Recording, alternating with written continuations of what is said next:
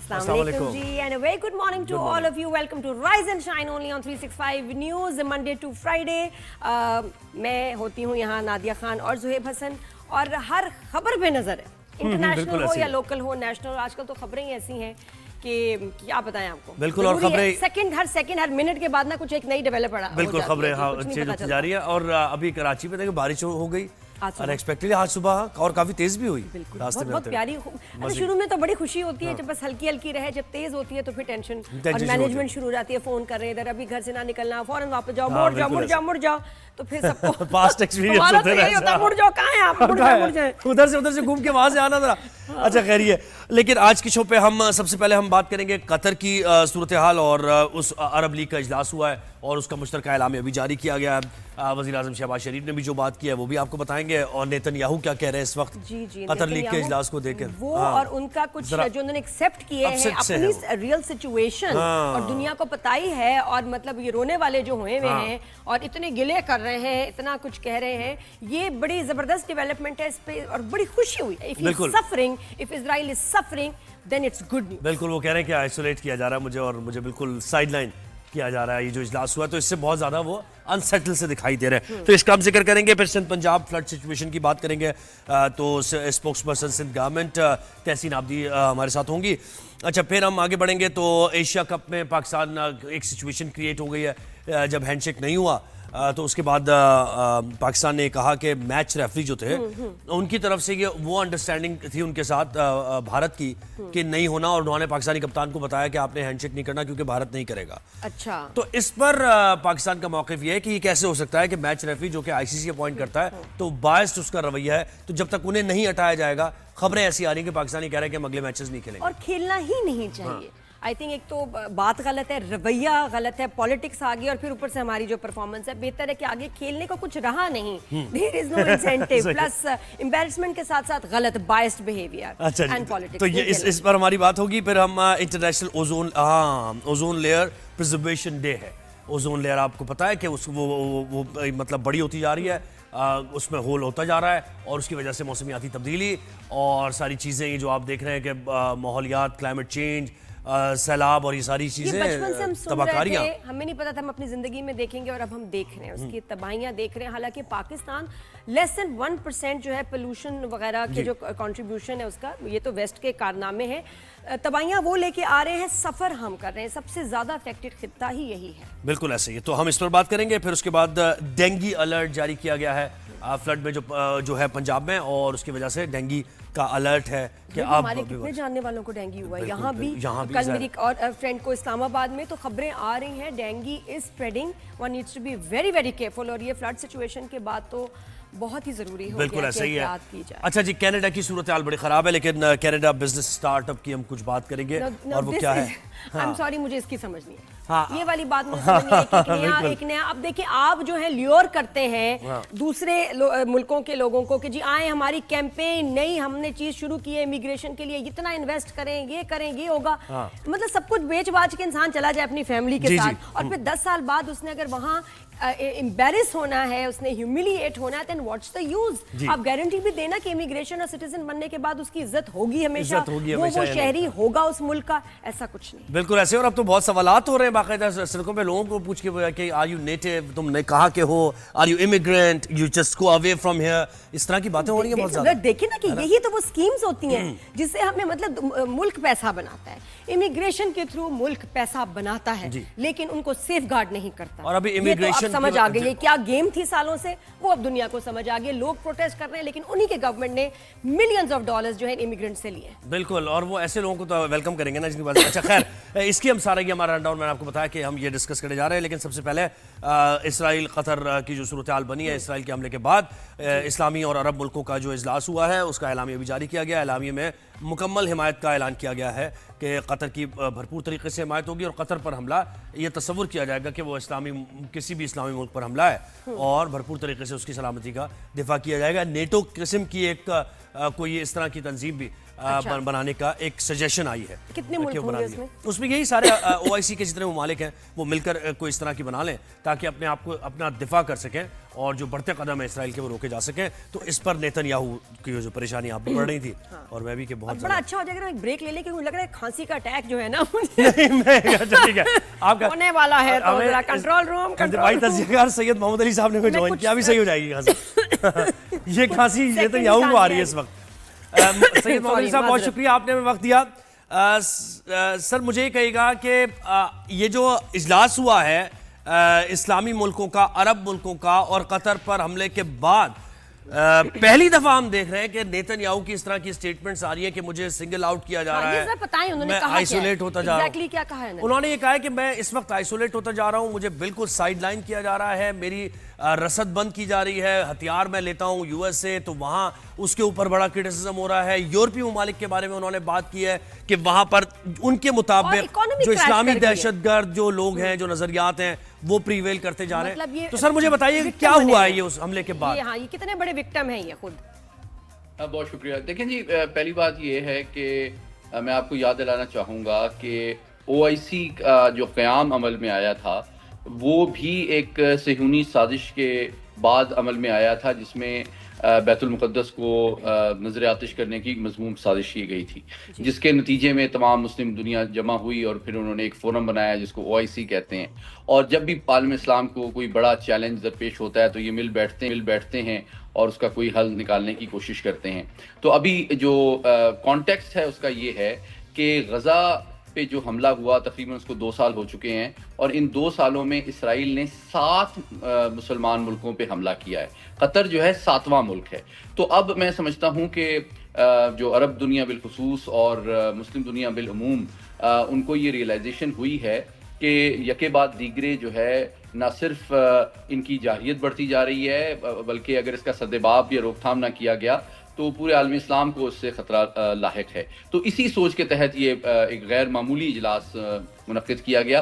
50 से ज़्यादा लीडर्स ने इसमें शिरकत की और पाकिस्तान ने इसमें एक लीडिंग रोल प्ले किया 3 एतबार से। एक तो ये कि आप जानते हैं कि इस कॉन्फ्रेंस से पहले भी अक़वाम मुत्तहिदा की सिक्योरिटी काउंसिल में पाकिस्तान के जो मुस्तकिल मंदूब हैं उन्होंने बिल्कुल वाज़े मुस्लिम दुनिया के जो जज्बात हैं और एहसासात हैं उनकी तर्जुमानी की और इसराइल को एक दहशतगर्द रियासत करार दिया है। और इस फोरम पे भी जो है पाकिस्तान के वज़ीर आज़म ने 4 बहुत इम्पॉर्टेंट तजावीज़ रखी हैं मुस्लिम दुनिया, अरब दुनिया और कतर की लीडरशिप के सामने। नंबर 1 ये कि जनाब इतने संगीन जराइम के बाद इसराइल को की जो मेंबरशिप है अक़वाम मुत्तहिदा से वो मनसूख की जानी चाहिए। नंबर 2 ये कि जनाब जंगी जराइम में जो इसराइल की लीडरशिप और आला हुकाम और फ़ौज मुलविस है उनके हवाले से भी कानूनी कार्रवाई की जानी चाहिए। इसमें इंटरनेशनल क्रिमिनल कोर्ट की तारीख भी मौजूद है। जब बोस्निया में मुसलमानों की नस्लकुशी की गई थी तो सर्ब लीडर जो थे स्लोबोदान मिलोसेविच उनको भी वॉर क्रिमिनल करार दिया गया था। तो इसी नौयत की कानूनी कार्रवाई नेतन्याहू के खिलाफ भी हो सकती है। तो आपको लगता है अली कि वो सफोकेट हो रहे हैं, उनके ऊपर प्रेशर वाकई है, इज ही फीलिंग इट या ये एक ड्रामा है? और सब जो हम ये कोशिशें कर रहे हैं, जो इजलास हो रहे हैं, इसका वाकई को असर हो रहा है? जी मैं समझता हूँ किसी हद तक तो असर हो रहा है। जो अगली 2 तजावीज़ पाकिस्तान के वज़ीर आज़म की मैं क्विकली बता दूं फिर आपके बात का जवाब देता हूँ। तीसरी तजवीज़ उनकी जो बहुत इंपॉर्टेंट है वो ये है कि मुस्लिम दुनिया को मिलकर एक मिलिट्री टास्क फोर्स बनानी चाहिए जो कि इसराइली जाहिरियत और एक्सपेंशन का सद्देबाब कर सके। तो ये बहुत इंपॉर्टेंट तजवीज़ है ताकि तमाम मुस्लिम मुल्क मिलकर अपने वसाइल को इस्तेमाल करें और इसराइल की जाहिरियत का मुकाबला करें। तो मैं समझता हूँ ये तजावीज़ बहुत इंपॉर्टेंट हैं, लेकिन अब देखना यही है कि आगे तशवीश पाई जाती है, कंडेमनेशन हो रही है, लेकिन असल में लिटमस टेस्ट जिस तरह आपने बिल्कुल सही सवाल किया नादिया, वो 3 चीज़ों में है। क्या जिस तरह प्यूटिन साहब के खिलाफ एक वॉर क्रिमिनल का मुकदमा बनाया गया, जिस तरह आप देखते हैं कि इससे कबल स्लोबोदान मिलोसेविच के खिलाफ बनाया गया, क्या इस तरह बेंजामिन नेतन्याहू के खिलाफ बनाया जा सकता है और मुस्लिम दुनिया इसमें क्या रोल प्ले करेगी? दूसरी बात कि क्या वो इक्तिसादी पाबंदियां लगा सकती है और अपने सिफारती मरासिम जिन मुस्लिम ममालिक के इसराइल के साथ हैं उसके ऊपर नजरसानी कर सकती है ताकि उनके ऊपर एक माशी दबाव भी डाला जाए? और चौथी बात यकीनी तौर पे कि क्या इनकी ये सलाहियत और ख्वाहिश है कि वो दिफाई निज़ाम मुरतब करें जो कि इसराइल का के जारियत का मुकाबला भी करे और उसको सजा भी दे। तो और असल में पांचवी तो बात देखना इसमें है ये कि भी क्या- इंपॉर्टेंट है सर, पांचवी बात इसमें ऐड कर लें कि अब मुस्लिम ममालिक एक दूसरे से मुत्तहिद हैं या नहीं है? जी बिल्कुल ऐसे ही है, और इसको फिर आप इसी कॉन्टेक्स्ट में समझ सकते हैं कि कौन सी कुव्वतें ऐसी हैं जो मुसलमानों के दरमियान में तफरकाबाजी और गलत फहमियां पैदा करने की कोशिश करती हैं, बिल्कुल इसी नीयत और मकसद से कि इस तरह की सिचुएशन में वो मुत्तहिद ना हो सकें। तो जो लोग हमें मुंतशिर करना चाहते हैं, हमें समझ लेना चाहिए कि उनके मकासद क्या हैं और कैसे उनको नाकाम बनाया जाए। लेकिन सर, ऐसे कितना अच्छा इसके लिए होना बहुत कुछ कुर्बानी देनी पड़ेगी बिल्कुल। कतर को भी और उन ममालिक को सबसे पहले तो जिनके ये क्लोज कि- टाइज हैं जी, उनके सबसे साथ। पहले तो देखिए टू देखिए ना। Start with two cancel all trade relation. देखिए अगर ना। आप यही मतलब कुछ कहें तो सही कि जी अब हमने ये किया है कि हम उनके साथ ट्रेड नहीं सऊदी अरब को आगे बढ़ना पड़ेगा तो इसमें। ये अगर हम उनको जिनके तेल नहीं ties हैं। देंगे, जी। हम उनको उनकी हेल्प नहीं कोई करेंगे, जब यही अनाउंस कर दें तो लगेगा कि जी सीरियसनेस है बड़ी। मैं आपसे बिल्कुल मुत्तफिक हूं Nadia.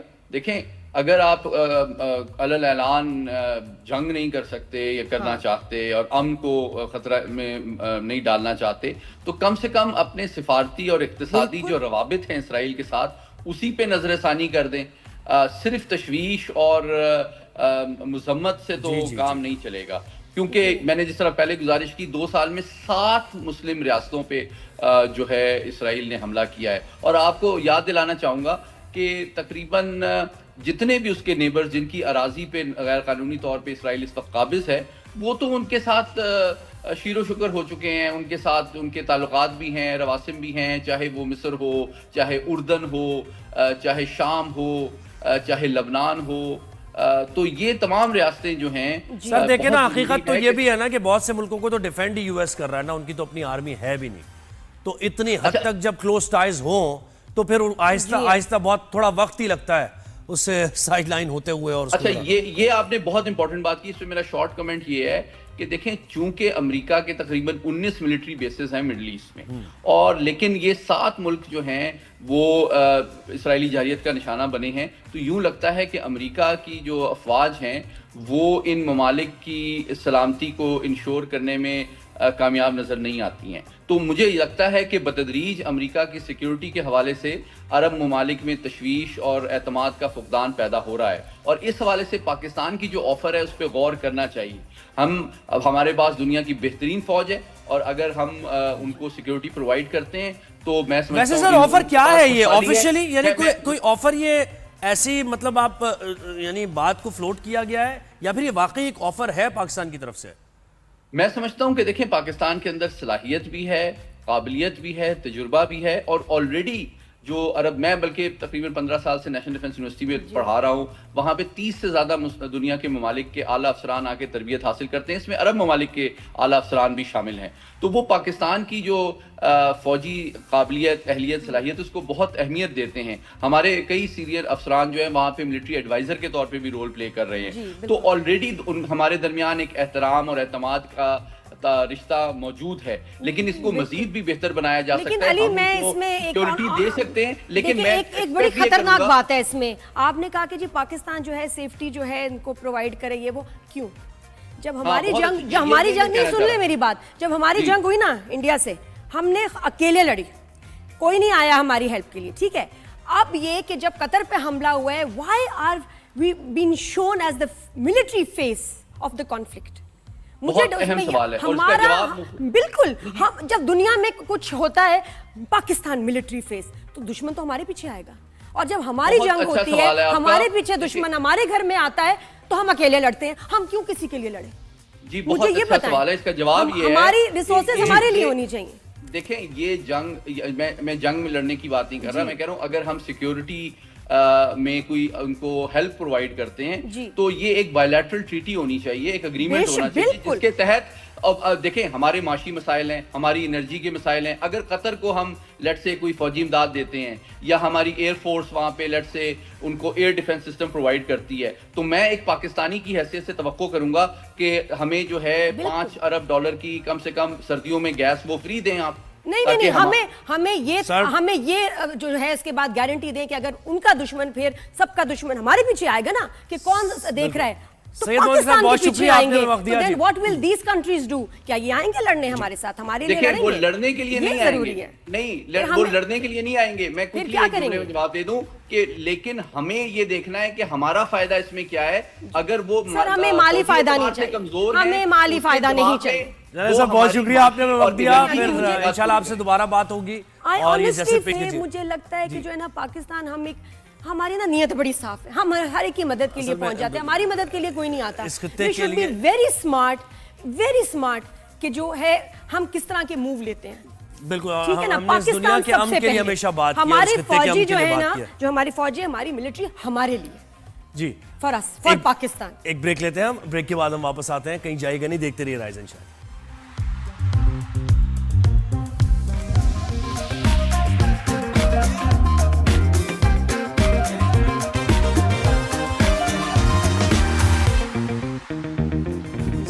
Back after the break. Good morning everyone. जो है मैं सोच रही थी फ्लड सिचुएशन के बारे में, जिनके घर तबाह हो गए हैं।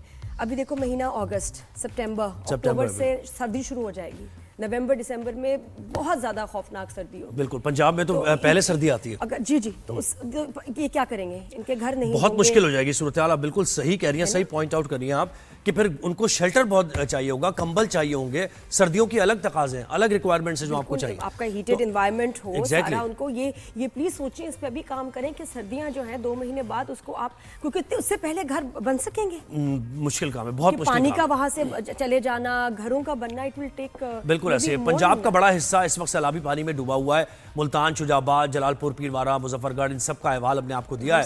अच्छा, कोटरी, गुड्डू और सक्खर बैराजेस पर पानी का दबाव अब बढ़ रहा है। कच्चे के मुतादिद देहात सैलाब में डूब गए हैं। सैलाबज़दा इलाकों में लोगों की महफूज मकामात पर मुंतकली का सिलसिला भी जारी है।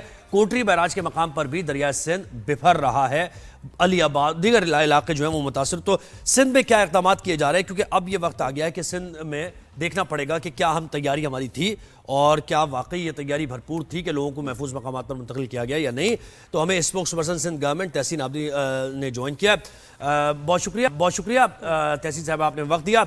कहिएगा कि अब ये सिंध में दाखिल हो गया है और बताया जा रहा है कि दरमियाने दर्जे का, ऊंचे दर्जे का सैलाब है, मुतादिद देहात भी डूब गए हैं। उन देहातों की पहले सूरत हाल में बताइए कि वहाँ से लोगों को निकाल लिया गया। Good morning. मैं पहले भी हमारी बात हो चुकी है इस पे कि हमारी प्रिपरेशन बड़ी जो है वो सुपर फ्लड की थी, लेकिन अल्हम्दुलिल्लाह अब हम सुपर फ्लड के खतरे से निकल गए। अब ऐसी कोई सिचुएशन नहीं है। अभी भी अगर आप देखें कि गुड्डू पे जो हाई पीक है वो 6,24,000 के करीब है। इसी तरह पे वो 70 आते आते और 5 लाख समथिंग पे कम हो गई, कोटरी पे और कम हो गई।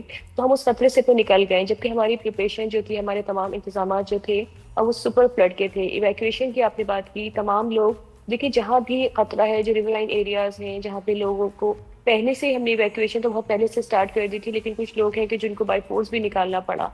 तो हमने अल्हम्दुलिल्लाह हमारे वो तमाम चीज़ें बहुत अच्छी मैनेज हुई हैं और खुदा न खास्ता खुदा कोई एक भी जानी नुकसान नहीं हुआ है। हमने तमाम, चाहे उनके लाइफ स्टॉक हो चाहे इंसान हो, तमाम लोगों को शिफ्ट भी कर दिया है। कैंप्स की तरफ लोग इतना नहीं आए हैं हमारे, उन्हें वो प्रेफर करते हैं कि उनके जो अपने पक्के में घर है या उनके जो अजीज़ों के घर है वो वहीं पे अपने मवेशी भी लेके गए। लेकिन हाँ, ट्रीटमेंट के लिए जो इस तरह के हालात में लोगों के इन्फेक्शन वगैरह, स्पेशली आई इन्फेक्शन वगैरह होते हैं, या अगर डिफरेंट केसेस आते हैं, अभी तो खुदा न खासा सिचुएशन नहीं है कि स्नैक बाइट के केसेस आ रहे हैं या डॉग बाइट के केसेस आ रहे हैं, लेकिन उसके भी तमाम इंतजाम सेंट्रल गवर्नमेंट ने किए हुए थे।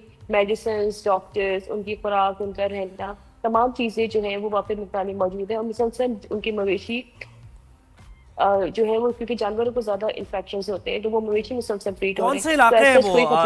आप बताइए इलाके कौन से हैं वो? घोटकी के इलाके हैं?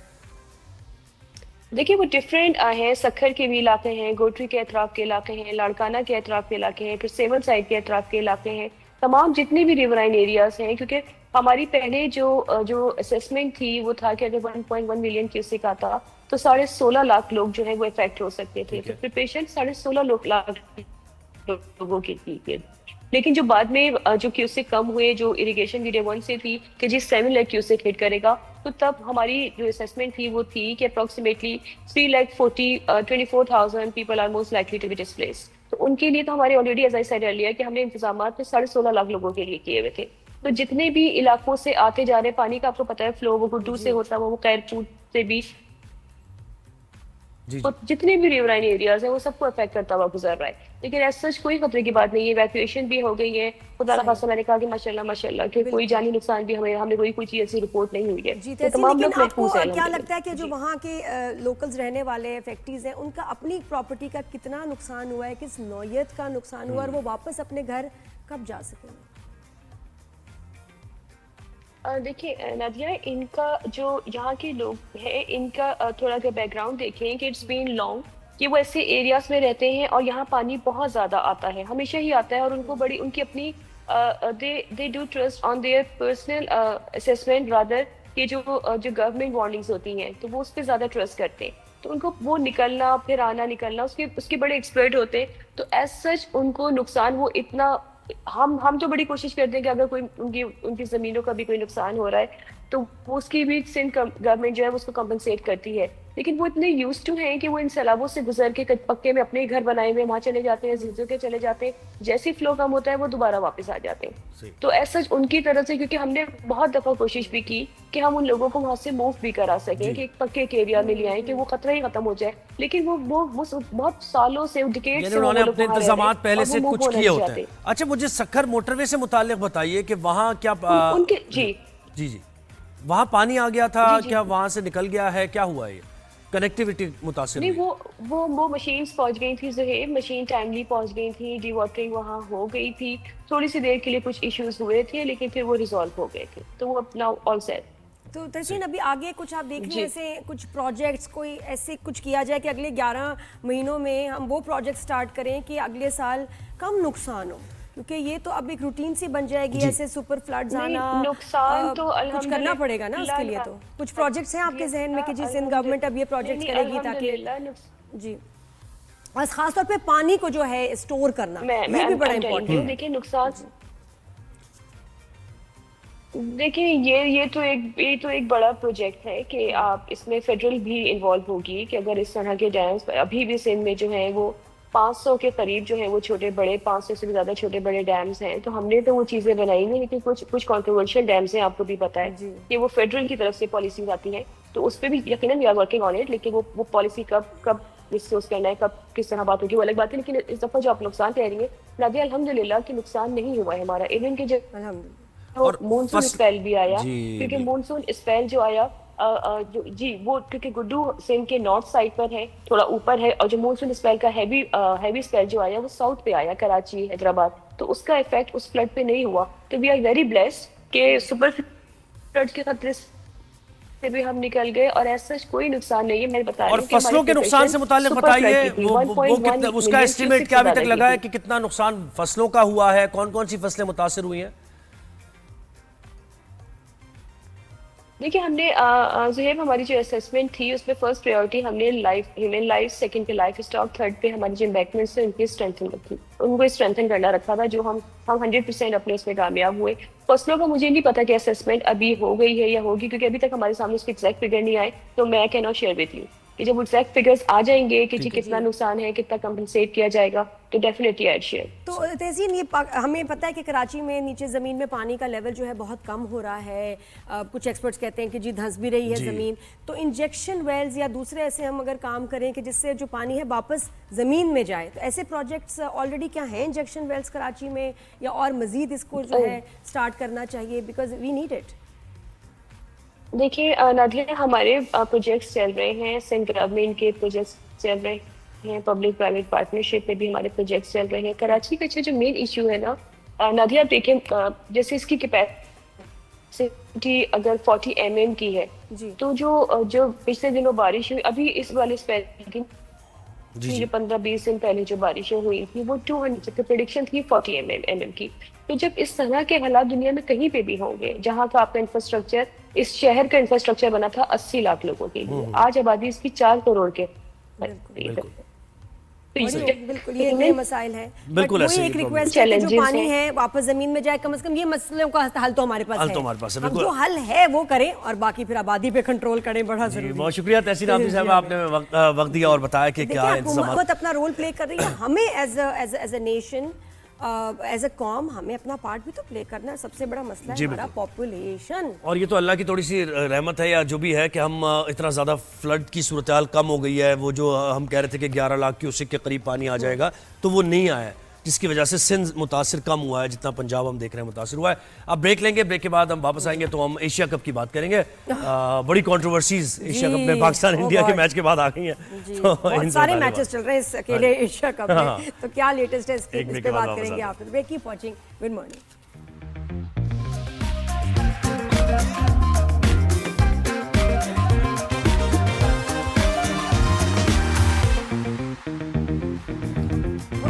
जी खेलकूद के मैदान में आ गई है सियासत, पॉलिटिक्स। अभी शुरू ही हुआ था एशिया कप के भारत उसमें पॉलिटिक्स ऐसी लेकर आया है, गलत नैरेटिव जो था उनका उसने वहां एंडोर्स कर दिया, सबके सामने उसने बात कर दी कि मैं ये करके इसलिए आया हूं, मैं खेलने नहीं आया। एशिया कप में क्रिकेट के अलावा सब कुछ हो रहा है, सब कुछ हो रहा है, बिल्कुल ऐसे ही है। तो पाकिस्तान ने भारत के खिलाफ मैच में अपनाए जाने वाले रवैये पर सख्त एक्शन लेते हुए मैच रेफरी तब्दील करने का उन्होंने मुतालबा किया पाकिस्तान की तरफ से, और यह कहा गया कि अगर नहीं तब्दील होता मैच रेफरी तो आने वाले मैचेस एशिया कप के हम नहीं खेलेंगे, क्योंकि ये रवैया बिल्कुल भी टॉलरेट नहीं किया जा सकता कि आप अपना नैरेटिव सियासत का दे रहे हैं।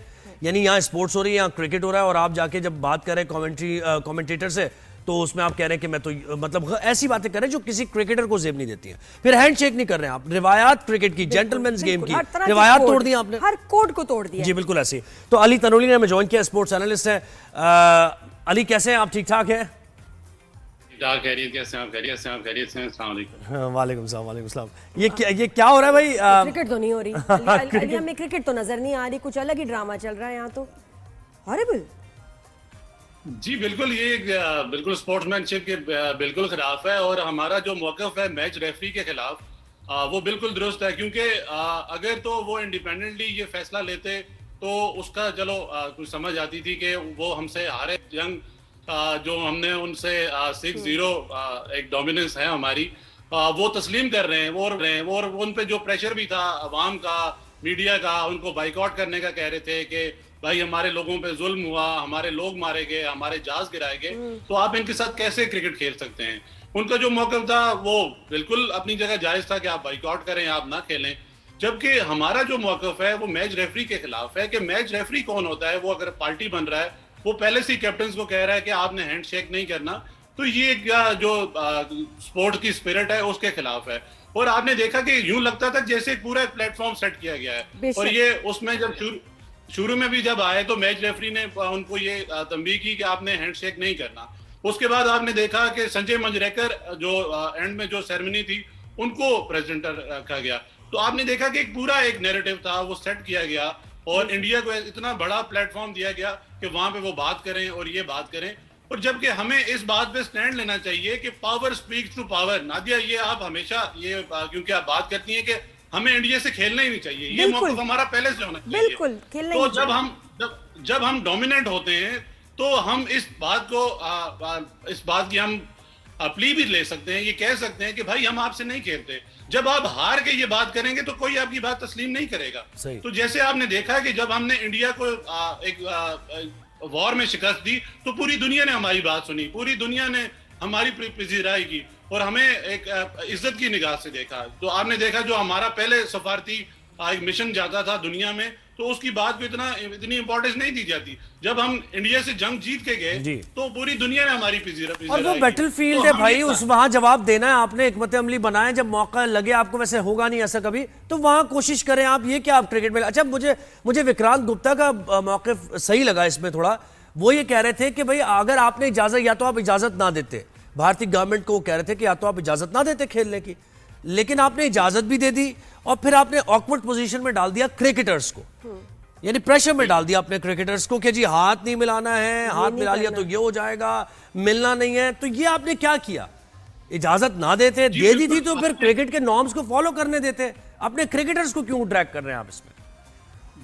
बिल्कुल ज़ोहैब भाई, आप ये बिल्कुल ये ठीक कह रहे हैं। उसकी आप मिसाल देखें, सूर्या कुमार यादव जब पोस्ट में प्रेजेंटेशन में आए तो ये सब प्री प्लान्ड था। उन्होंने इस पे बात भी की कि हम बीसीसीआई और जो गवर्नमेंट का मौक़िफ़ है वो बिल्कुल ठीक है, और हम ये चाहते थे कि हम ये जवाब दें, और उन्होंने पहले से ये सोचा हुआ था। अगर हम ये मैच जीत जाते या हम ये डोमिनेंट पोजीशन में होते तो वो ये बात करने के हकदार नहीं थे।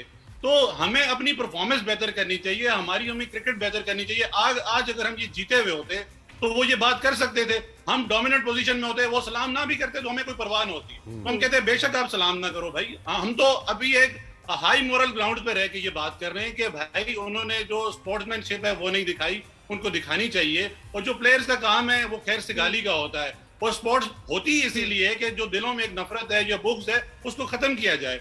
अब जब इंडियन गवर्नमेंट और बीसीसीआई इस पे अलाइन है, वो इस पे जवाब देने के लिए उन्होंने पहले से प्लान बना रखा है, तो जब आपने पुअर परफॉर्मेंस दिखाई तो उनको मौका मिला, तो उनको वो करने का मौका मिल गया। जबकि हमारे पास, हमें भी पोस्ट प्रेजेंटेशन सेरेमनी में जाना चाहिए। हमारे पास तो सबूत हैं, हमारे इंटीरियर मिनिस्टर जो हैं वो पीसीबी के चेयरमैन भी हैं। हमारे साथ बलूचिस्तान में जो वाकयात होते हैं उसमें इंडियन प्रॉक्सीज मुलव्वस हैं। बिल्कुल। हमारे साथ जो अब हम जाके ये जो उस प्लेटफॉर्म पे जाके हम बात करें कि जो इंडिया टेररिज्म कर रहा है हमारे मुल्क में। आप अली मुझे ये बताएं कि आपको क्या लगता है क्या होगा और क्या होना चाहिए अगर रेफरी चेंज नहीं होता? तो कल तो मैच है। हाँ, कल तो मैच है फिर, यानी हाँ, बिल्कुल ऐसे ही है। क्या होना चाहिए और क्या होगा आपको लगता है? नादिया, मेरे हिसाब से तो कुछ भी नहीं होगा। जैसे हम पहले भी ये बात करते आए हैं कि इंडिया की जो डोमिनेंस है वो बहुत ज्यादा है। आईसीसी पे जय शाह उनके प्रेसिडेंट हैं, और पूरी एक जो एडवर्टाइजर की लीग है वो इंडिया की है, और ब्रॉडकास्टर्स इंडिया के हैं, तो आप उन पे प्रेशर नहीं डाल सकते। और दूसरा, ये मैच का बाइकआउट जो हम जब वो कर रहे थे तो हम उन पे तनकीद कर रहे थे, तो मैं समझता हूँ मैच का बाइकआउट भी नहीं होगा, क्योंकि ये कोई लेजेंड्स लीग तो नहीं है कि मैच का बाइकआउट हम नहीं। लेकिन मुझे बताएं फिर पाकिस्तान ने कमिट क्यों किया ये फिर कमिट नहीं करना चाहिए था ना, कि अगर मैच रेफरी तब्दील नहीं होता तो मैचेस नहीं खेलेंगे। तो अगर वो तब्दील ना करे और फिर भी हम खेल लें तो फिर हमारा क्या मौका है? ये बड़ा एम्बैरेसिंग हो गया कि हमने स्टैंड लिया और कुछ भी नहीं किया।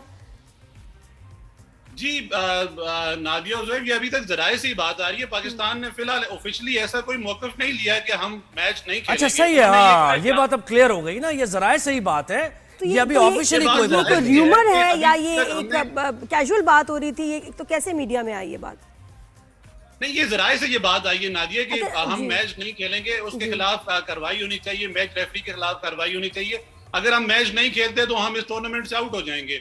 और ये टूर्नामेंट हमारे लिए बड़ा इंपॉर्टेंट है, क्योंकि हमने 2026 में T20 वर्ल्ड कप खेलना है। हमारी रैंकिंग ऑलरेडी बहुत डाउन है। उसके अलावा हमने नहीं तो अली, अगर हम जीतते नहीं है तो क्या तब भी हमारी रैंकिंग पे फायदा होगा, हमें होगा उस रैंकिंग को या नहीं?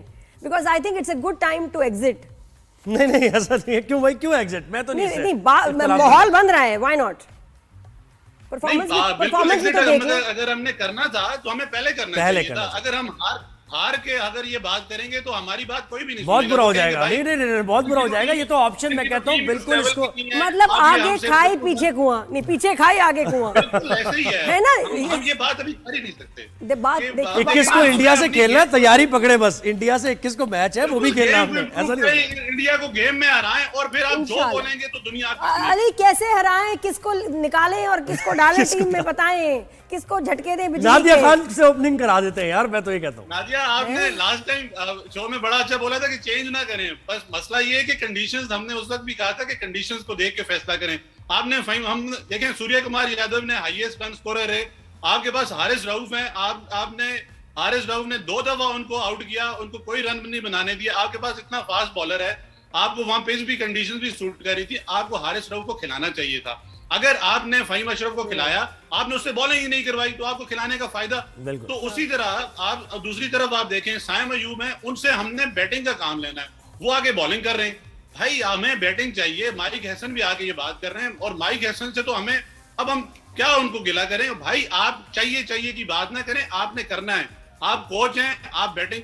वैसे अली, बड़ी अजीब इंटरेस्टिंग सूरत हाल हो गई है इस एशिया कप की। इंडिया भी फंस चुका है, आगे खाई है पीछे कुआं वाली सूरत हाल उनकी भी है और हमारी भी यही है। तो बहुत दिलचस्प है। लेकिन अली देखिए, उनका कसूर नहीं है। हमारे तो जो क्रिकेटर्स हैं उनके साथ एक मसला है, वो हमेशा हो जाता है कि जब वो फील्ड में जाते हैं, खेलने ग्राउंड में जाते हैं, तो उनको सेंसेशन शुरू हो जाती है, घबराहट, थथराहट, फरफराहट, वो ये कपकवाहट, ये मसला है। तो ये जब सेंसेशंस खत्म होंगी ना, तब वो खेलेंगे। Problem is this.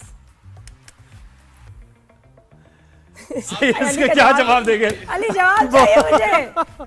अली बहुत शुक्रिया। अभी तो खैर शुरू, अभी तो पार्टी शुरू हुई है। हाँ, ये मुझे मसला, उनको सेंसेशन शुरू हो जाती है सारे क्रिकेटर्स को। तो पिल्स क्यों नहीं लेते? इसके लिए कुछ पिल्स लिया खास करो ना। पिल्स बनानी पड़ेंगी इनकी, ताकि ये खेले और ये सरसराहट, कपकपाहट, ये सारी चीजें ये खत्म खत्म हो हो। जाए। हाँ, अच्छा, एक ब्रेक लेना हमने, ब्रेक के बाद ये सरसराहट, मसला है यार, कपकपाहट खत्म होगी। सेंसेशन ब्रेक के बाद रोको, वापस आते खुद ही हैं गेम sensation। आएगी। हाँ।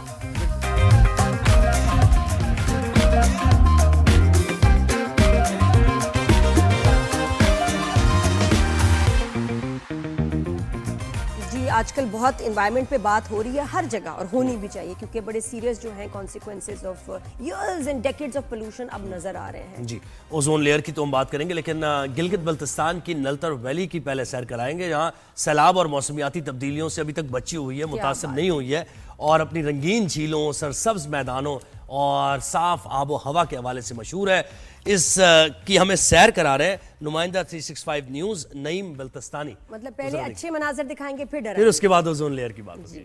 देखिए, मैं मौजूद हूँ गिलगित बल्तिस्तान की जन्नत नजीर वादी नलतर में। यहाँ के बर्फपोश पहाड़, सरसब्ज चरागाहें आप मेरे रकम में देख सकते हैं। रंग बदलती झीलें और इस वादी को जो है दुनिया भर में मशहूर बनाती है। अगर आप सियाहत की शौकीन हैं तो नलतर का नाम आपने यकीनन एक दफा जरूर सुना होगा। गिलगित शहर से जो है चंद किलोमीटर के फासले पर वाकई ये खूबसूरत वादी जो है सियाहों को अपनी तरफ दावत नजारा देती है। पाकिस्तान के मुख्तलिफ हिस्सों से आने वाले सयाह यहाँ का रुख करते हैं, और नलतर एक्सप्रेस वे बनने के बाद जो है यहाँ का सफर और भी आसान हो गया है। गैर मुल्की सियाह कर वक्त गुजारते हैं और नलतर की दिलकश फिजा को जो है एंजॉय करते हैं। यहाँ की गिरती आबशारें, शफाफ पानी, बहती नदी और सरसब्ज़ार मैदान जो है और बुलंदो बाला बर्फपोश पहाड़ एक ऐसा मंजर पेश करते हैं जो देखने वालों को जो है देर तक याद रहता है। सर्दियों में भी जो है जब यहाँ पर बर्फबारी होती है तो नलतर एक ऐसी ही रूप डाल लेता है। इसी दौरान जो है मुल्की और गैर मुल्की स्की प्लेयर जो है यहाँ आते हैं, और नलतर स्की रिजॉर्ट्स में जो है इंटरनेशनल मुकाबले भी मुनक़िद किए जाते हैं। जी, तो आप देखें नज़ारे, क्या बात लेकिन ये हसीन नज़ारे भी मुतासिर हो सकते हैं भाई, और वजह उसकी ये है कि आपकी ओजोन लेयर जिसको नुकसान पहुंच रहा है, और आप देखें कि हीट वेव्स आ रही हैं दुनिया भर में। ये क्यों आ रही हैं? ग्लेशियर्स पिघल रहे हैं, ये क्यों हो रहा है? क्योंकि आप माहौलियात का तहफ़्फ़ुज़ नहीं कर रहे हैं। इससे रुकेगा ये काम? ये जो कह रहे हैं स्प्रेज वगैरह और ऐसी गैसेस जिससे मुतासिर हो रही है, तो ये कैसे रुकेगा जब टेक्नोलॉजी भी बढ़ रही है? नहीं, जहाँ मुआहदे हुए हैं, जिन्होंने इस पे बड़े इनिशिएटिव लिए, वही सबसे ज्यादा कंट्रीब्यूट कर रहे हैं पोल्यूशन। बिल्कुल ऐसे ही डॉक्टर इमरान अहमद ने मैं ज्वाइन किया, जो कि एनवायरमेंटलिस्ट हैं, और अस्सलाम वालेकुम, वेलकम करते हैं आपको। गुड मॉर्निंग, कैसे हैं आप? डॉक्टर साहब, ये बताएं कि जो ओजोन डिप्लीशन की बात करते हैं, ये क्या है और ये कैसे हो रही है? देखिए जी, ओजोन जो है, ये जो ऑक्सीजन है ना, ऑक्सीजन में दो एटम आते हैं, O2 हम जिसको कहते हैं। ओजोन जो है वो O3 है, ऑक्सीजन की अनदर फॉर्म है। अच्छा, ये जो ओजोन लेयर जिसकी हम बात कर रहे हैं, ये 15 to 30 किलोमीटर अबव अर्थ है, और ये God has created in fact this layer to protect the earth. ये है इसका मेन रीज़न कि ये अल्ट्रावायलेट रेज से हमको बचाए, और ये डेफिनेटली बचा रहे हैं। लेकिन जो कुछ हम ज़मीन पे कर रहे हैं, ये फर्स्ट टाइम रियलाइज हुआ 1979 में यूएस में कि जी ozone layer is somehow getting damaged, उसमें कुछ ना कुछ खराबी हो रही है, और जो अल्ट्रावायलेट रेज हैं वो डायरेक्टली नीचे आ रही हैं, और उससे कैंसर और बाकी चीज़ें फैलने का खतरा है। मैं बहुत नॉन टेक्निकल वे में इसको समझाऊंगा ताकि सब लोग जो सुन रहे हैं, बहुत सारी चीज़ें अगर मैं टेक्निकल बोलूँगा तो थोड़ा सा मुश्किल हो जाएगा। तो अब इसमें एक ग्रुप है केमिस्ट्री का, कहते हैं हैलोजन ग्रुप, जिसमें क्लोरीन, ब्रोमीन, आयोडीन, एस्टेटिन ये है। और ये जो है जो डैमेज कर रहे हैं ना, ये हैलोजन ग्रुप के जो जब ये रिएक्शन होता है तो ये ऊपर जाकर ओजोन लेयर को हिट कर रहा है। अच्छा, ये जब 1979 में स्टार्ट हुआ, इसकी जो थिकनेस है ना, सिर्फ 3 मिलीमीटर है ओजोन लेयर की, ओनली 3 मिलीमीटर। अच्छा, बहुत कम है। और ये जब 1979 में में जब किया गया तो 3 मिलीमीटर, उसके बाद जब इसको कैलकुलेट किया गया तो ये 2.2 मिलीमीटर पर आ गई है, तो वो भी थिन हो रही है। और वो भी इसी डैमेज, जो हम डैमेजिंग जो पोल्यूशन हम फैला रहे हैं, वो somehow gets up to that sky and then hits it badly. तो ये थोड़ा सा है, लोगों को समझने की जरूरत है, ये है बहुत दूर, बट हम इसको डैमेज करने में हमने इसको भी नहीं छोड़ा, ठीक है। अच्छा, अब इसको करना क्या है और ये होता क्यों है, तो आपने इंट्रो में वैसे भी समझा दिया कि ये सारी जो हम कार्बन जला रहे हैं, जो हमारा लिविंग स्टाइल है, वो एक्चुअली हिटिंग इट। सर फिर भी क्या वजूहात है, मेन 3-4 जो है वजूहात, और जो वो बताइएगा इसकी वजह से सबसे ज्यादा डैमेज होती है ओजोन लेयर? जो सबसे ज्यादा डैमेज है ना, वो हमारा फ्यूल कंजम्पशन है, जिससे जो चाहे वो एयर है, चाहे वो कारों का है, और उसके बाद जो है फैक्ट्रीज है। मैं आपको वैसे बता दूं, अगर आप इंडस्ट्री में जाए तो इंडस्ट्री में सबसे ज्यादा रेफ्रिजरेशन जो होती है ना, चाहे वो किसी भी लेवल पर हो, घर में हो, फैक्ट्री में हो, ऑफिस में हो, वो जो इक्विपमेंट है ना, वो 69% जो है ना डैमेज कर रहे हैं। सर इसको रोका कैसे जाएगा? देखिए बात ये तो होगा जब एडवांसमेंट होगी और यानी मशीनरी चलेगी, इंडस्ट्री चलेगी, तो ये सारी चीजें उसके साथ साथ ये पार्ट एंड पार्सल है। तो हम क्या जी मैं आपको पहले वो पिक्चर दिखा रहा हूँ जब हमने इस पर काम करना शुरू किया, दैट हैपेंड इन 1979। तो अब उसमें जब हमने कैलकुलेट किया तो पता चला जी ये इंडस्ट्री इतना % कर रही है फोम, जो हम फोम जिस पे हम सोते हैं, जी जी, एरोसोल, और फोम है 16%, एरोसोल जो है हमारे, ये जो आप जब कभी ऐसे सनशाइन खिड़की से आती है तो आपको एरोसोल नजर आते हैं, तो वो 10% है। इलेक्ट्रिकल इक्विपमेंट ओनली 2% है, एंड 3% अननोन है कि वो किसी भी वजह से। सर ये स्प्रेस वगैरह का भी था ना, स्प्रेस में क्या डैमेज करता है? स्पेस में ओजोन को डैमेज, नहीं लेयर O3 को डैमेज, ये कहते हैं ना कि कुछ आप स्प्रेज कर रहे होते हैं, ये वो कैन से वो किस तरह डैमेज जी, ये एरोसोल्स वही है ना, 10% डैमेज एरोसोल्स है। लेकिन सबसे बड़ा डैमेज जो है वो रेफ्रिजरेशन और एयर कंडीशनिंग का, जिसके हम बड़े आदी हैं। Can we live without it now? नहीं, नॉट एट ऑल।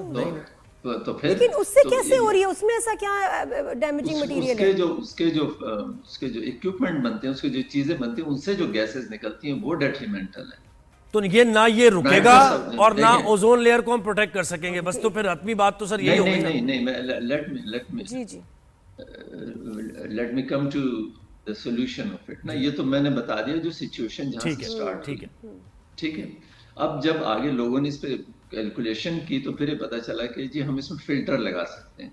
तो डेवलपिंग कंट्रीज ने विद इन 10 years और 12 years इसको वो कर लिया कि according to the strict laws, अब वहां से जो ओजोन लेयर का जो डैमेज है वो बहुत मिनिमाइज हो गया है as compare to developing countries. For example Pakistan, India है, इंडिया, पाकिस्तान में तो कोई लॉ है ही नहीं, वहां तो लॉ है। तो जब लॉ वहां पर अप्लाई हुआ तो वहां से डैमेज कंट्रोल होना शुरू हुआ। तो अब 2013 की रिसर्च ये बताती है, जरा गौर से सुनिएगा, 2013 की रिसर्च ये बताती है कि जो डैमेज हुआ था वो अब रिकवर हो रहा है। और उन्होंने इस वक्त जो डेडलाइन दी है, उन्होंने ये कहा है कि वो जो होल हो गया है ओजोन लेयर में, उसको हमने अपने डेवलपिंग कंट्रीज में तो कर लिया, लेकिन डेवलप्ड कंट्रीज में तो कर लिया, लेकिन डेवलपिंग कंट्रीज से अभी भी जो जा रहा है उसको कंट्रोल करने की जरूरत है। उसमें पाकिस्तान का भी नाम है, इंडिया का भी है, चाइना का भी है, हर जगह है। तो ये अभी तक 100% तो नहीं हुआ, लेकिन उन्होंने ये कहा है कि अगर स्ट्रिक्ट लॉज यहाँ पे भी अप्लाई होंगे तो बाय 2050 ये ओजोन लेयर में जो होल हुआ है ये फिल हो जाएगा। और अपडेटेड रिपोर्ट कोई है 2025 की, 24 की? 2013 की रिपोर्ट है। 13 के बाद की सर, यानी 2020 की रिपोर्ट क्या बताती है वो लेयर कितनी? मैंने 20 की रिपोर्ट तो नहीं पढ़ी, लेकिन 2013 का रेफरेंस मेरे पास है कि जिसमें पुराना डेटा और जी, I'm sorry जी, मैं कहा पुराना डेटा है, अभी हम 25 के पास। आई होप कि कोई ऐसी हो जाए कैलकुलेशन। मैंने उसको चेक नहीं किया है इस वक्त, इसलिए मैं नहीं बता सकता, लेकिन ये कैलकुलेशन हो चुकी है कि 2050 तक वो जो ओजोन लेयर में होल हुआ है वो फिल हो जाएगा। अच्छा, अगर इनकेस नहीं होता सर तो इसके क्या नतीजे हो सकते हैं? 1 मिलीमीटर अगर रह जाती है, या ये नहीं, वो जब बताया ना आपको कि देखिए 3 से 2.2 हुई तो इन्होंने काम करना शुरू किया, तो now it is filling up back, मतलब ये रिकवर मोड में है, अभी फर्दर डैमेजिंग मोड में नहीं है। नहीं, फॉर सेक ऑफ आर्गुमेंट, अगर यानी हम लोगों को बताने के लिए कि कितना इंपॉर्टेंट इशू है ये, अगर 1 मिलीमीटर रह जाती है सपोज, तो क्या असरात होंगे दुनिया पर, क्या असरात होंगे इसके? सबसे ज्यादा कैंसर फैलेगा, जो ऑलरेडी है इन बिजनेस नाउ। इसमें कैंसर सबसे ज्यादा अफेक्ट करेगा। हीट वेव्स वगैरह आएंगी ज्यादा, स्किन डिजीज होंगी। नहीं, हीट वेव का इससे कोई ताल्लुक नहीं है। अच्छा, नहीं, हीट वेव को कोई और ये ग्लेशियर्स का बेल्ट होने का भी ताल्लुक नहीं है इससे? जी, वो तो देखें, वो CO2 बेस्ड है ना, वो CO2 जैसे कार्बन डाइऑक्साइड ऊपर जाती है तो वो ओपेक है, यानी वो हीट को जाने नहीं देती। तो डॉक्टर साहब, अभी पाकिस्तान में क्या काम हो रहा है इसके कंट्रोल के लिए, यू थिंक? कुछ नहीं हो रहा। अगर आप किसी भी फैक्ट्री में उठा रहे हैं, कहीं पर आप चिमनी में फिल्टर लगा देखें तो मुझे बताइएगा, उसको हम साइक्लोन कहते हैं वैसे उस फिल्टर को। तो सबसे बड़ी मईशत चाइना बन रहा है, आप कह रहे हैं वहां भी नहीं हो रहा, पाकिस्तान भी नहीं, इंडिया भी नहीं, सबसे ज्यादा पॉपुलेशन चाइना में, तो ये रिपेयर कैसे हो रही है सर? चाइना में कैसे जी रिपेयर इसलिए हो रही है कि डेवलपिंग कंट्रीज जिन्होंने शुरू में डैमेज किया था उन्होंने कंट्रोल किया है। लेकिन अब हम इस नहीं तरफ कर वाले जो चाइना है, इंडिया, पाकिस्तान, यहाँ पे भी तो है ना। अब यहाँ पे पाकिस्तान में तो कोई नहीं मिलेगी। चाइना तो बड़ा डेवलप्ड है, तो वहां तो होना चाहिए, या कर रहे होंगे? नहीं, चाइना में भी होगा, हर जगह नहीं होगा, लेकिन China is a big country. अच्छा सर, एक तो आपने बताया हम मेंबर तो हैं इस एसोसिएशन के, जिसमें हमने ओजोन लेयर को कंट्रोल करने के लिए करना है, but we as a country we are not acting upon it. Sir, और क्या मेजर्स लेने चाहिए आपके ख्याल में हमें, कि जरूरी है ताकि काम सही हो? देखिए, उसमें तो ये है कि हमने अपना लाइफस्टाइल बदलना होगा, जो हम नहीं बदल सकते। पहली बात, हम कार छोड़ के पब्लिक ट्रांसपोर्ट में नहीं जा सकते, ठीक है।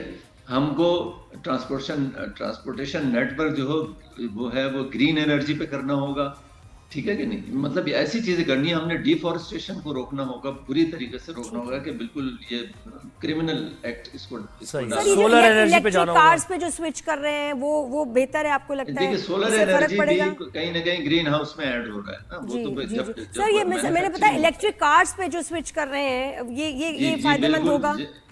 जी बिल्कुल, electric cars, but not everyone can afford it. जी बिल्कुल। फिर इलेक्ट्रिक भी ज़ाहिर है जनरेट तो वो फ्यूल से, फॉसिल फ्यूल से होगी, तो फिर वही मसला आ जाएगा ना, ये चेन रिएक्शन। देखिए, एक चीज और है, फर्टिलाइजर से भी ये नाइट्रोजन पेरोक्साइड ये सब निकलता है। तो ये सब क्या होता है, ये ऊपर जाकर फिर वही डैमेजिंग वो करता है। और Pakistan is an agriculture country, we cannot live without fertiliser. बहुत शुक्रिया। हर जगह पेस्टिसाइड्स, CFCs हैं, बहुत सारी चीजें। बहुत शुक्रिया सर, आपने हमें वक्त दिया, और बहुत कम ओजोन लेयर पर, और काफी मुफस्सिल हमने कम वक्त में बात की है। तो डेली रिमाइंडर्स आपके अंदर ना, और ये स्टूडेंट्स को इतना उनके अंदर दिमाग में फैला दें, बिठा दें कि आप डेली के तौर पे ना कॉन्शियस हो जाए। अब रिसाइकलिंग ये वो मुझे नहीं लगता कब अच्छा, आएगा। मुझे ये लगता है कि ये जो रिपेयर की बात करें, ये भी मुझे इस पे, क्योंकि देखिए सबसे ज्यादा आबादी इस रीजन में है, चाइना में, इंडिया और पाकिस्तान को आप मिला लें, जो कि इसको वो नहीं कर रहे, इस पे अमल नहीं कर रहे, तो कैसे ये हमारे यहाँ तो ये इतना बड़ा चैलेंज है कि कैसे लोगों को मना करें कि गाड़ी का दरवाजा खोल के थूकना नहीं है बाहर, बोतलें बाहर नहीं फेंकनी, पेपर बाहर नहीं फेंकना। हमें तो पहले अभी हम उस स्टेज पे हैं। ये बातें तो बहुत जिम्मेदार और मतलब शऊर रखने वाले जो लोग हैं वो करते हैं, तो ये नहीं रोक सके अभी तक। तो लॉन्ग वे टू गो। कुछ रखते हुए आपने किसी को पता बता दिया, औरंगी से कोरंगी पहुंच गया, वो इधर उधर पहुंच गया, पता ही नहीं चला आपने क्या बताया था उसको। अच्छा खैर, एक ब्रेक लेते हैं, ब्रेक के बाद हम वापस आते हैं। नुकसान भी हमारा ही होगा, करना जरूरी है। Keep watching.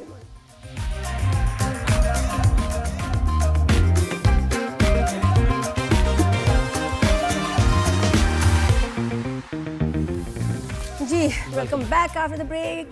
Good morning everyone. Rise and shine में अभी हम बात करेंगे थोड़ी सी जरा कनाडा की और दीगर मुल्कों की। हम तो बड़े काफ़ी अरसे से ये देख रहे हैं, वीडियोस इस तरह की आ रही हैं, इमिग्रेंट्स के खिलाफ एहतजाज हो रहे हैं, यूरोप में भी, कनाडा में भी, अमेरिका में भी, तो एक तरफ निकाला जा रहा है। अच्छा, मुझे लग रहा है हिकमत अमली अब यह है कि उन लोगों को निकाला जाए। बहुत से लोग ऐसे आ गए हैं कि जो उनकी गवर्नमेंट एड पर ही चलते हैं, फिर वो काम करना भी नहीं चाहते हैं। और बहुत से लोगों के मैंने इंटरव्यूज़ देखे, उन्होंने कहा कि अपनी पूरी फैमिली को लाते हैं और उनकी बेगमात घर में ही होती हैं और वो गवर्नमेंट एड पे आ जाती है। तो हमारी गवर्नमेंट पे ये प्रेशर पड़ रहा है कि लोगों के लिए, फिर अपने नेटिव्स के लिए कुछ नहीं कर पा रहे हैं। तो अब शायद ये अपनी रिवाइज कर रहे हैं पॉलिसी, और उन लोगों को ज़्यादा मोटिवेट कर रहे हैं कनाडा आने के लिए या दीगर यूरोप में भी आने के लिए, कि जो कोई बिजनेस लेकर आएंगे या पैसे वाले लोग हैं, ताकि उनकी इकोनॉमी। लेकिन ऐसे में जो बुरा किया है ना इन्होंने, वो बीज बो दिए हेट्रेड के टुवर्ड्स देसी, रेशियल कि जी आप ये जो हैं ये बुरे हैं, ये लोग ऐसे हैं, तो वो उसको आप कैसे ठीक करेंगे? वो तो जो पहले कनाडा में तो कभी था ही नहीं, ऑस्ट्रेलिया में भी इतना कभी देखा नहीं रेसिज्म, अब वो इतनी बुरी तरह से यानी जो बहर गई वेलफेयर है ना इस स्टेट तरह भी से। थी वहां भी अब हम जी। देख रहे हैं कि ये हो रहा है अब तो वो डिस्क्रिमिनेशन। एक बिल्कुल ऐसे ही। डिस्क्रिमिनेशन रेसिज्म ये तो चलेगी अरसा जी। वो कैसे आप उसको रिवर्स लेकिन करेंगे खैर कि ये जो जब- तब्दील किया उन्होंने स्टार्टअप वीजा के तहत अपना बिजनेस कनाडा में खोल सकते हैं, डायरेक्ट बिजनेस वीजे भी दोबारा यानी कारोबार शुरू कर सकते हैं, तो ये क्या है अब देखो इसके बारे में हम जानते इमिग्रेंट्स हैं। की आप बात कर रहे हैं वो एक है, लेकिन ये कि जो आपके लीगल इमिग्रेंट्स हैं जिनको अब नेशनल का एक स्टेटस मिल गया है, सिटीजनशिप मिल गई है, उनके बारे में तो ऐसे आप नहीं कह सकते। हाँ, वो जो कैंपेन्स चल रही हैं और एहतजाज हो रहा है वो क्या हो रहा है। अच्छा खैर, हमें अजमत वो तो मुजीब legal है। फारूकी ने ज्वाइन किया, जो कि एनालिस्ट हैं, सहाफ़ी हैं, कनाडा से हमें ज्वाइन किया। बहुत शुक्रिया अजमत साहब, गुड मॉर्निंग, कैसे हैं आप? ठीक ठाक हैं? जी अस्सलाम वालेकुम, बिल्कुल ठीक ठाक। आप लोग कैसे हैं? बिल्कुल ठीक ठाक है। अच्छा मुझे बताएं कि एक तो पहले तो ज़ाहिर है अब आपकी आमद का फ़ायदा उठाते हुए पहले हम ज़रा ये जान लें कि कनाडा में सूरत हाल हम मुख्तलिफ जगहों की देखते हैं, मुख्तलिफ शहरों की देखते हैं, बहुत बदहाली है वहाँ पर। इकॉनमी बिल्कुल ख़त्म हो गई है, लोग सड़कों पर ज़िंदगी बसर कर रहे हैं, ड्रग्स ये वो। एक्चुअल है क्या सूरत हाल कनाडा में? देखें, मैं इसको इस तरह से कहूँगा कि जब हम यहाँ पे रहते हैं और पाकिस्तान में कुछ होता है तो एक नेगेटिव पहलू दिखाया जाता है मीडिया के ऊपर, जबकि इससे जो सूरत हाल होती है वो मुख्तलिफ होती है। इसी तरह यहाँ पर भी ठीक है, ऐसा कुछ ज़्यादा नहीं है, इलीगल इमिग्रेंट्स जो हैं वो भी हैं, लेकिन देखें माशी सूरत हाल तो पूरी दुनिया के अंदर चेंज हो गई है, इकॉनमी पूरी दुनिया में चेंज हो रही है, हालात हर मुल्क के ख़राब हैं, आप कह सकते हैं कि रिसेशन आया हुआ है। अब जो आप जो सड़कों के ऊपर देख रहे हैं या कोई ऐसी चीज़ इमेजेस देख रहे हैं कि यहाँ पे दिखाई जा रही हैं, तो मैं इसको इस तरह से कहूँगा कि एक बहुत बड़ी तादाद जो है यहाँ पे स्टूडेंट वीज़े के ऊपर आई, पाकिस्तान से नहीं, दूसरे ममालिक हैं वहाँ से आई, और ऐसे यहाँ पे जो इमिग्रेशन मिनिस्टर हैं उनसे बातचीत हुई, उन्होंने बताया कि एक अंदाजे के मुताबिक तकरीबन 50 से 60 हज़ार स्टूडेंट ऐसे हैं कि जो स्टूडेंट वीज़े पर तो आए यहाँ पे, लेकिन उन्होंने कॉलेज में अब तक रिपोर्ट नहीं किया और वो गायब हैं। तो इस तरह के जो लोग हैं वो ये सब जो आप फुटेजेस देखते हैं वो लोग हैं जो नज़र आते हैं, जो कि यहाँ आने के बाद वो समझते हैं कि हम बस अब यहाँ पर आ गए हैं, कुछ भी कर सकते हैं। और तो वो पढ़ने नहीं आते, वो सिर्फ वहाँ घुसने आते हैं कि वहाँ हम आ गए हैं तब हमने वापस नहीं जाना, गायब हो जाना। गवर्नमेंट सपोर्ट पे चलना है बस उन्होंने, फिर गवर्नमेंट सपोर्ट पे चलना है। जो यहाँ पे होमलेस शेल्टर्स हैं वहाँ पे जाके कि क्या वो अजाइलम अप्लाई करते हैं, उसके बाद क्या करते हैं? जी, मुख्तलिफ प्रोग्राम से देखें, ये एक आपको पता है कनाडा जो है वेलफेयर स्टेट है और इसमें बहुत सारे प्रोग्राम्स हैं, तो इस तरह से जो भी उनका प्रोग्राम सूट करता है, आप सही कह रही हैं, रेफ्यूजी है उसमें भी वो अप्लाई करते हैं, या कोई और वर्क परमिट होता है उसमें वो अप्लाई करते हैं। ये हम इंडिया से देख रहे हैं बहुत से लोग, ये उसके बारे में मुझे बताइएगा कि इंडिया के लोग बहुत ज्यादा या हम गलत देख रहे हैं या सोशल मीडिया जैसे आपने कहा, जो भी वीडियो आप देखें इंडियंस को ब्लेम किया जा रहा है कि वो क्राइम्स में भी इन्वॉल्व हैं, उन्होंने कैप्चर कर लिया है, नेटिव्स को जगह नहीं देते हैं, वो जॉब्स के, ऐसा है? देखिए, अगर वीज़ों की तादाद अगर हम गिने तो 2021 से और 2024 तक, मैं आप एक छोटी सी मिसाल देता हूँ कि अगर इंडिया से अगर आप कहेंगे तकरीबन 11 लाख स्टूडेंट आए हैं, वर्सेस पाकिस्तान से अगर आप कहेंगे तो तकरीबन 7,500 आए, तो ये एक बड़ा नंबर है। और जो आपको नज़र आ रहा है उसका जवाब आपको इसमें मिल जाएगा कि जब ज़्यादा तादाद में लोग आ जाएं तो जाहिर सी बात है मुख्तलिफ बैकग्राउंड से। अच्छा, लोग ये अभी ये बताएं, नया प्रोग्राम क्या कनाडा का है कि जिसमें क्या इमिग्रेशन मिल रही है, नेशनैलिटी मिलेगी या क्या है ये? देखिए प्रोग्राम्स तो बहुत सारे आते रहे हैं, जैसे कि आपको मालूम है कि पिछले कई चंद सालों में इमिग्रेशन मिनिस्टर बड़ी तेज़ी से चेंज हुए। अभी मार्क कार्नी आए हैं, वज़ीर आज़म भी चेंज हुए, तो जब कोई नया मिनिस्टर आता है तो एक नया प्रोग्राम लेकर आता है। तो ये क्या प्रोग्राम है? स्टार्टअप प्रोग्राम्स हैं, बिजनेस प्रोग्राम्स हैं, ये आ रहे हैं। स्टार्टअप प्रोग्राम में भी डिफरेंट प्रोग्राम्स है उसमें, लेकिन एक जो बड़ा यूनिक सा जो प्रोग्राम है जो आज मैं आपको बताऊं वो कहलाता है ICT। और ICT ये है इंटर कंपनी ट्रांसफ़र, यानी इसमें ऐसा होता है कि अगर किसी भी मुल्क में एक इस्टेब्लिश कंपनी है और उसकी अपनी ब्रांचेस भी हैं, तो वो यहाँ पे कनाडा में एक कॉन्ट्रैक्ट कर सकते हैं यहाँ की लोकल कंपनी के साथ और अपनी ब्रांच खोल सकते हैं और यहाँ पे अपना बिजनेस वो चला सकते हैं, जिसके अंदर कोई ज़्यादा रिक्वायरमेंट नहीं है जैसे स्टार्टअप वीज़े की रिक्वायरमेंट होती है, LMIA की ज़रूरत नहीं है जो कि एक वर्क परमिट का एक लेंथी प्रोसेस है। तो एक बड़ा सा सिंपल सा एक बड़ा यूनिक सा प्रोग्राम है ये। यानी एग्जिस्टिंग वहाँ कंपनी जो कनाडा में है उसके साथ कोलैबोरेट करके आप यानी पार्टनरशिप कर सकते हैं उसके साथ, ये या अपनी कंपनी की ब्रांच वहां खोल सकते हैं, ये आप कह रहे हैं? बिल्कुल, अपनी कंपनी की ब्रांच आप यहाँ पे खोल सकते हैं। ये करें। अच्छा, और ऐसे में क्या उनको जो अपनी कंपनी की ब्रांच खोलेंगे उनको क्या मिलेगा फिर उसके बाद? वो तो इन्वेस्ट कर रहे हैं। फिर देखें, अपनी कंपनी की वो ब्रांच खोल रहे हैं, यहाँ पे उनको एक पार्टनरशिप करनी पड़ेगी। यहाँ पे जो भी बिजनेसमैन है या जो कंपनी है उसमें मुख्तलिफ पार्टनरशिप है, यानी 100% भी आप शेयर उनके साथ कर सकते हैं, 50-50 कर सकते हैं, 49-51 कर सकते हैं। Like a sponsor. जी अच्छा, ये तो सर वैसे हर मुल्क में ऐसा नहीं है कि अगर आप कैपिटल लेके जा रहे हैं और आप कोलैबोरेट कर रहे हैं या पार्टनरशिप कर रहे हैं तो हर मुल्क वेलकम करता है इसको। मुझे बताएं, जैसे अपना स्टार्टअप करना चाह रहे हैं, मिनिमम कितना कैपिटल और कौन सा बिजनेस ऐसा हो सकता है जिसमें आप जा सकते हैं और खोल सकते हैं? देखिए, मैं आपको इस आईसीटी के बारे में बता दूं कि इसकी जो खुसूसियात हैं, खुसूसियात ये हैं कि इसमें कोई इंग्लिश की रिक्वायरमेंट नहीं है इतनी ज़्यादा, कोई एजुकेशन की रिक्वायरमेंट नहीं है। इसका फ़ायदा होता यह है कि जब आप बिज़नेस ओपन करते हैं तो आपका जो स्टाफ होता है, यानी ओनर्स हो गए, मैनेजर्स हो गए, एग्जीक्यूटिव यानी लीडरशिप रोल के जो लोग होते हैं, उनको एक बिज़नेस, उनका एक प्लान पेश किया जाता है और उनका प्रोसेस स्टार्ट होता है और वो यहाँ से 2 से 3 महीने में आ जाते हैं और यहाँ पे काम करते हैं। उनकी रिक्वायरमेंट जो है वो ये है कि वो मिनिमम 1 साल उस कंपनी के मुलाजिम हो लास्ट 3 इयर्स में, उनका एजुकेशन, उनकी एक्सपर्टीज उस बिजनेस में हो जो कि यहाँ पे आके उसको रन कर सकें और वो यहाँ की जो कंपनी होती है उसके साथ मिलके वो अपना बिजनेस एक्टिवली रन करें। अच्छा, इसमें तो मुझे एक तरह से अच्छा है, वहाँ के लोगों के लिए भी फायदा है कि उनकी जो कंपनीज है उसमें इन्वेस्टमेंट आएगी क्योंकि उनको पार्टनर बनना है, वेरी गुड। और साथ में अच्छा इसमें ये क्या बंदिश आ रहा है उनके उस मुल्क में? ये भी और उनमें बंदिश ये होगी कि वहाँ के लोगों को एम्प्लॉय करें क्योंकि वहाँ एम्प्लॉयमेंट का बड़ा मसला है, या कि ये कि आप यहाँ से हम लोग स्पॉन्सर करें, साथ अपने लेके आए या वहाँ के लोगों को जॉब में रखा जाए।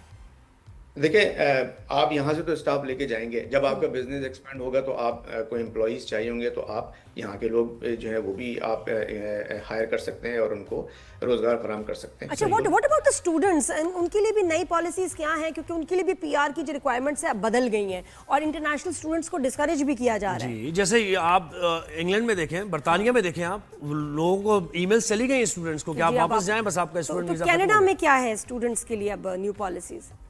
देखिए, न्यू पॉलिसी जो कनाडा में स्टूडेंट्स के लिए रिस्ट्रिक्ट हुई थी, एक तो ये थी कि स्टूडेंट वीज़े की तादाद कम कर दी गई थी, बहुत तकरीबन हाफ से भी ज़्यादा कई मुल्कों के लिए जो है वो तादाद कम। फॉर एग्जांपल, अगर किसी मुल्क का कोटा जो है 50,000 था तो उसको 25,000 या 20,000 कर दिया गया था, एक मैं एग्जांपल दे रहा हूँ। और उसके अलावा उनको एक सिक्योरिटी डिपॉजिट कर दिया, यानी $10,000 अगर किसी कोर्स की फीस हो तो $10,000 ही उनको एक डिपॉजिट भी यहाँ पे रखना पड़ेगा। तो ये सारी रिस्ट्रिक्शन की थी ताकि जो ऐसे ही आ जाते थे बगैर किसी अच्छा, और जो लीगली पीआर के लिए अप्लाई करना चाहें वो कितने साल में और उनके लिए क्या रिक्वायरमेंट है? देखें, ये जो मैंने जितने भी आपको प्रोग्राम बताए हैं, चाहे आप स्टार्टअप वीज़े पर आएँ, चाहे आप ये आईसीटी के प्रोग्राम पर आएँ या स्टूडेंट वीज़े पर आए, एक पॉलिसी होती है कनाडा के अंदर कि जब आप 1 साल काम कर लेते हैं तो 1 साल काम करने के बाद आप एलिजिबल हो जाते हैं पीआर कार्ड के लिए अप्लाई करने के लिए। और जब पीआर कार्ड अप्लाई होता है तो आपने जिस अपनी प्रोफेशन में काम किया होगा तो उसकी बेसिस के ऊपर आपका पीआर कार्ड का प्रोसेस स्टार्ट हो जाता है। और वो 1 साल भी फुल टाइम जॉब होनी चाहिए, पार्ट टाइम नहीं होनी चाहिए। ये पहले नहीं था अपने प्रोफेशन में, और आपकी डिग्री भी उससे रिलेटेड हो। लेकिन बात ये ना, अभी तो जॉब्स ही नहीं है, अभी तो बड़ा मसला हुआ है स्टूडेंट्स के लिए। आखिर में मैं आपको एक बात यहाँ पे कहता जाऊँ, देखिए सोशल मीडिया पे आप देखते होंगे और बहुत से लोग जो हैं वो कहते हैं जी कनाडा आ जाइए, हम आपको 3 हफ्तों में वीज़ा दिला देंगे, खाना भी मिलेगा, रिहाइश भी मिलेगी, नौकरी भी मिलेगी। ये मैं बहुत देखता हूँ। तो ये मैं यहाँ आपकी तवज्जो से बताना चाहूँगा कि ऐसा कोई भी प्रोग्राम नहीं है ऑफिशियली। कनाडा की ऑफिशियल वेबसाइट है cic.gc.ca, उस पर जाइए, उसमें सेल्फ असेसमेंट टूल है, आप अपना सेल्फ असेसमेंट करिए, इन सारी कैटेगरी में आप एलिजिबल होंगे, आप आइए। आप नहीं कर सकते तो आप एक प्रॉपर इमिग्रेशन कंसल्टेंट को हायर कीजिए। और फिर ये स्टार्टअप वगैरह जो अभी आ गया है वीजा, इससे भी फायदा होगा। बहुत शुक्रिया, बहुत शुक्रिया। तो ये देखे ना कि रूल्स एंड रेगुलेशंस जो है बड़े टाइट होते जा रहे हैं अब दुनिया भर में, जैसे जैसे रिसोर्सेज की कमी होती जा रही है, भी इतनी ज्यादा आ रही है, क्या सच है क्या झूठ, वो जरा केयरफुली आप वीडियोस देखा करें। एआई से बड़ी शानदार वीडियोस बन जाती हैं, वॉइस ओवर करके एनोनिमस वीडियोस आप बहुत सारी देख रहे हैं। Don't believe everything that you see on social media. एक ब्रेक के बाद वापस आते हैं, कहीं जाएगा नहीं, देखते रहिए। Good morning.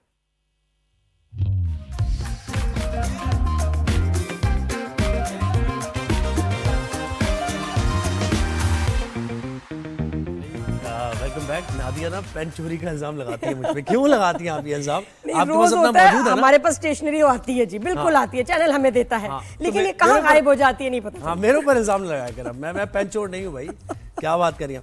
खैर, अच्छा, अब हम जो बात करने जा रहे हैं ना, बड़ी इंपॉर्टेंट बात है वो। दिसंबर तक ये कहा जा रहा है, क्योंकि सैलाबी सूरत हाल भी है और वैसे भी होता है जब मौसम तब्दील होता है, सर्दियां आती हैं, तो पंजाब में तो डेंगी मतलब ऐसे अटैक करता है कि आपको स्प्रे का पूरी एक कैंपेन चलानी पड़ती है। लेकिन अब तो अलग ही मुख्तलिफ सूरत हाल है। तो दिसंबर में कहा जा रहा है कराची, लाहौर, इस्लामाबाद, मुल्तान, बड़े शहर, छोटे शहर सब इससे मुतासर होंगे।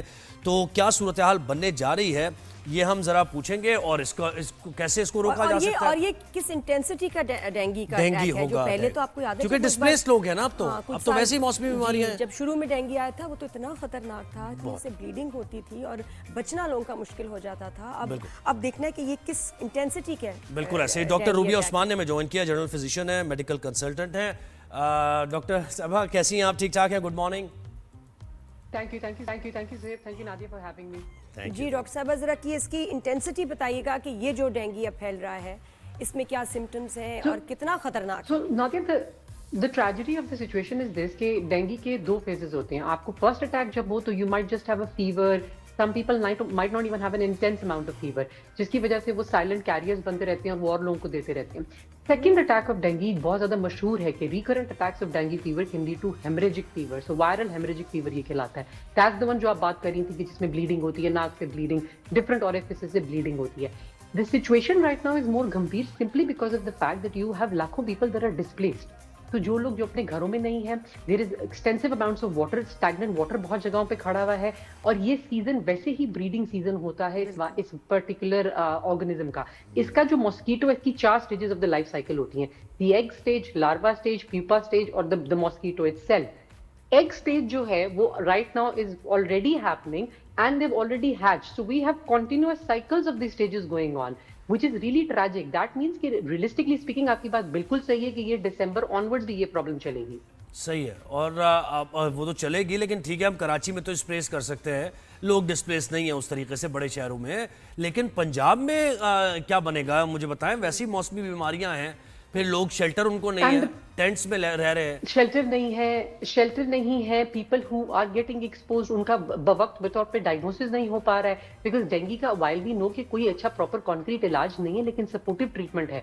और सबसे जरूरी जो चीज होती है वो ये होती है, जो डेंगी वाला मरीज होता है उसको इन्फॉर्मेशन देना कि दिस इज योर कंडीशन, ये आपका डायग्नोसिस है, तो आपने बचना है और लोगों को ताकि इन्फेक्ट ना हो। तो अगर एक घर में एक फर्द को होता है तो there is a very good chance the rest of the family will get it. अच्छा, तो ये कंटेजियस है और ये किस तरह से फिर दूसरे मतलब ये कैसे कंटेजियस है? अच्छा, मुझे नहीं है पता। So just avoiding मच्छरदानी, so simple measures अगर आप ये फैलता कैसे है? ये नहीं एक शख्स से दूसरे शख्स में कैसे ट्रांसफर होगा? ये कंटेजियस है? So नाती the mosquito, so there's a specific mosquito, Aedes aegypti mosquito का नाम है, that is responsible for this. मतलब कंटेजियस नहीं है, लेकिन वही अगर एक घर में मॉस्किटो है तो वो दूसरों को इन्फेक्ट करेगा। अच्छा, काट सकता है। एंड द थिंग इज कि because there is some vector, एक बीच में एक आपके पास एक मिडिल मैन है, तो अगर हम उस वेक्टर को खत्म कर दें which is the mosquito, that is how Sri Lanka is done it. अगर आप हिस्ट्री में भी जाएं, हम लोग श्रीलंका के साथ बहुत क्लोजली वर्क करते थे over the years about this, क्योंकि श्रीलंका में भी डेंगू बहुत प्रिवेलेंट था, लेकिन उन्होंने बहुत स्ट्रॉन्ग और बहुत एक्सट्रीम मेजर्स रखे हैं, जिसकी वजह से उन्होंने काफी हद तक इस पे काबू पा लिया है। वो सीजन आने से पहले ही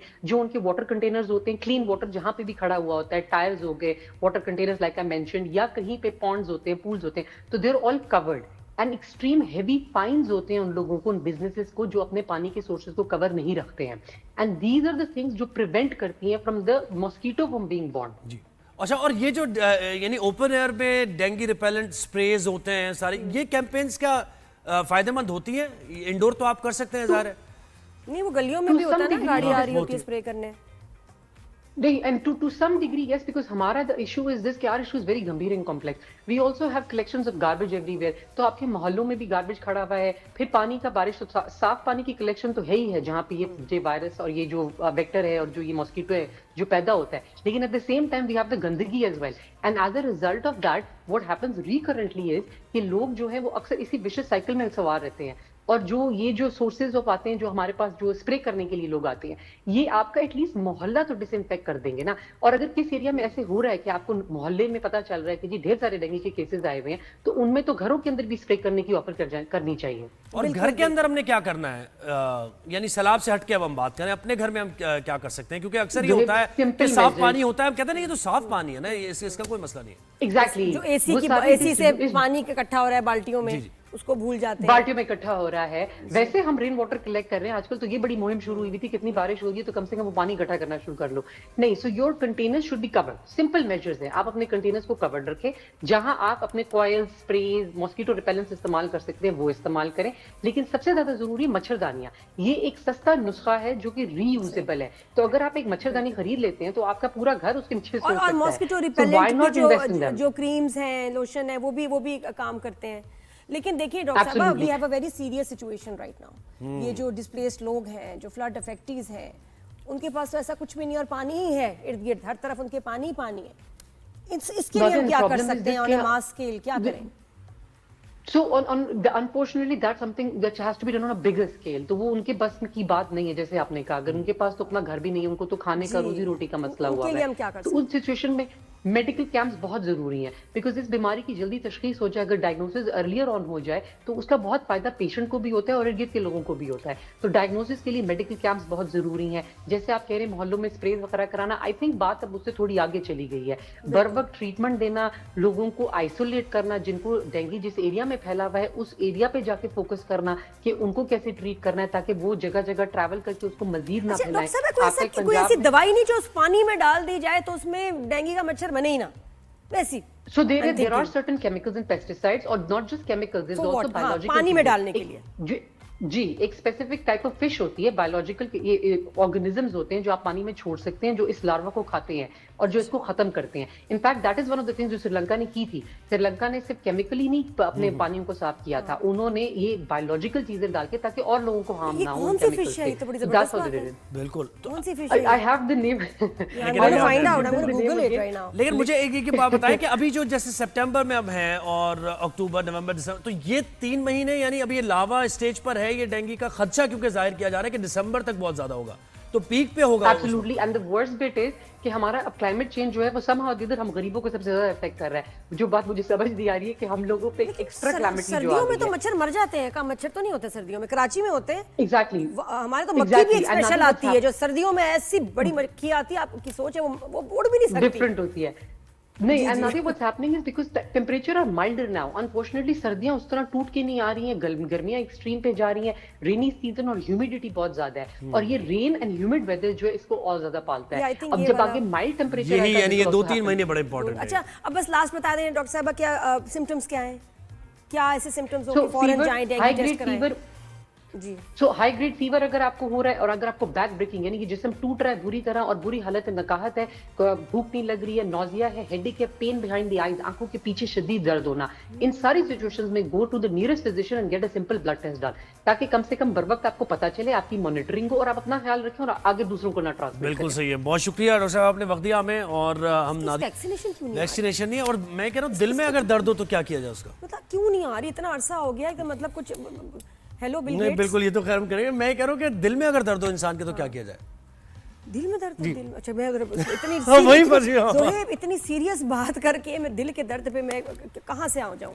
कहां से आ जाऊं? मुझे क्लोजिंग करनी है ना, मैंने उसको खत्म किया बात को, बस वो अब क्या अब हो गई ना बात, गुजर गया वक्त, आपको जवाब पहले देने के बाद बताते हैं, ऐसी बातें शो के बाद होनी चाहिए, लेकिन ये कि बस अपना बहुत नहीं, लेकिन अपना ख्याल रखें, बिल्कुल डेंगू से बचें, आप नेट्स का इस्तेमाल करें, खुला पानी ना रखें, अगर आप कंटेनर्स में पानी है उनको बंद रखें, और सैलाब ज़दा इलाकों में तो खैर अल्लाह की मदद हम ज़रूर अल्लाह से तलब करेंगे, क्योंकि देखें वहाँ कंट्रोल में नहीं है सूरत हाल के। नेट्स वहाँ देने हैं आपने, खाना देना है, वहाँ पे हेल्थ का ख्याल रखना है, क्या कुछ करना है, बहुत कुछ ऐसा जो करने वाली चीज़ है। तो अब हम यहाँ पर क्लोजिंग करेंगे, कल आपसे इंशाल्लाह मुलाकात होगी। नादिया और ज़ुब को इजाज़त दीजिए, फीडबैक देते रहिएगा। अल्लाह।